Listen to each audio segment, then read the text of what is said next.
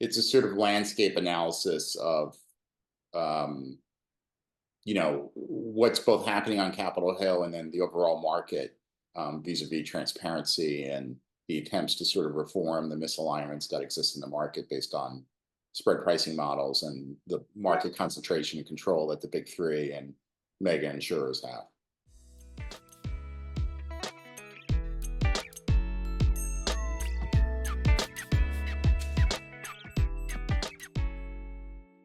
We've actually been doing rounds of conversation, and I would say, based on maybe where I was a couple of weeks ago, I think I'm actually getting more optimistic, not less, that you'll see action on PBM reform.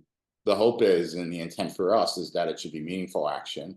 I don't think there should be lip service sort of paid, to transparency. That for us, it's a fundamental value and fundamental core of who we are and what we do. And I think there's been some transparency washing, right, or some other sort of greenwashing that's occurred in the market where the big three or others sort of give it lip service, and it's not necessarily reflective in their business models, intentionally so. I think there's been some ossification as a result, which they're really good at, candidly, of people understanding what transparent models are and sort of the impact of them, and their ability to compete and allow for choice and openness in the marketplace.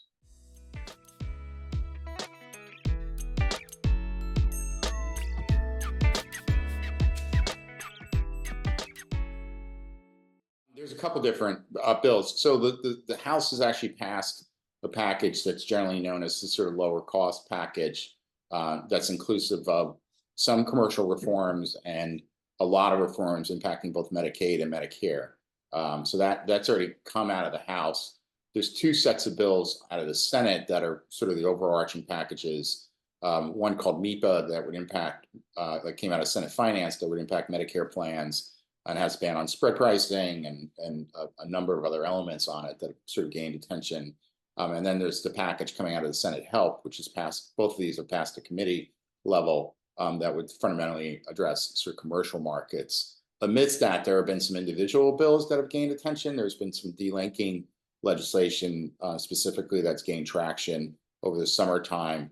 The Drug Act specifically was both passed by the Oversight Committee, and then over the summer, the House Ways and Means Committee passed that bill 49-0. So sort of conceptually, the House, in terms of concerns around commercial reform and other issues, right, is getting closer to where the Senate is, from our vantage point, which we think is a good thing. I think we're in favor of and sort of have advocated for as comprehensive reform as you can get that helps level set the market, right? Because I think there's been candidly a sort of thumb on the scale in favor of larger competitors for some time, and they've been leveraging that with spread pricing models that are antiquated, and not really reflective of reality. I mean, to me, spread pricing is like communism, right? It's just not.